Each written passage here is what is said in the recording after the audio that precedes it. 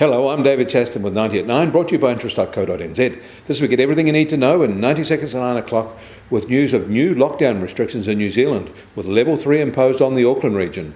Internationally, the big news is in the gold market with its own big move. Before we get to that, last week's data for the US retail sales showed a further gain, up 2.5% from the same week in July and down only 3.1% from the same week in 2019. This was an encouraging improvement.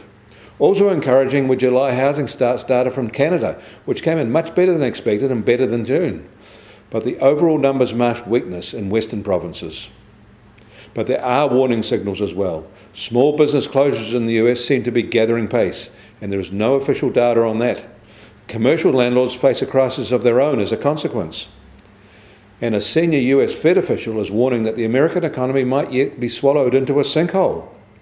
And further, there's no congressional progress on renewed fiscal stimulus or extended support. Compounding the problems, US producer price rises are picking up, mirroring consumer prices, as tariff-based inflation beds in there. Economic contraction with higher prices is not a recipe anyone wants for the world's largest economy.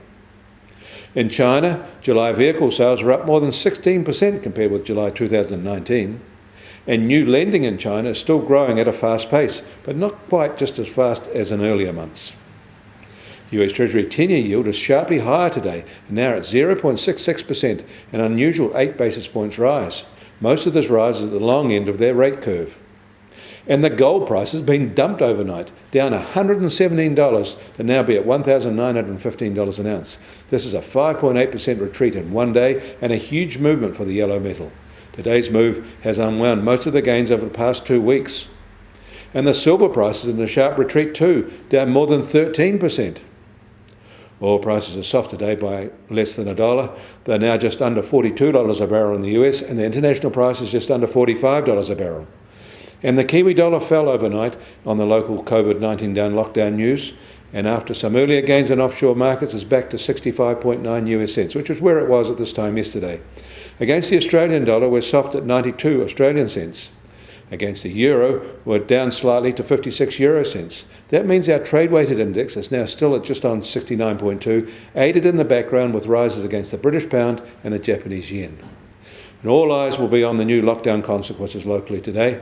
And later today, the RBNZ will issue its latest monetary policy report, but it might be overshadowed somewhat and outdated by the reimposed level 2 and level 3 lockdowns, which take effect here at lunchtime.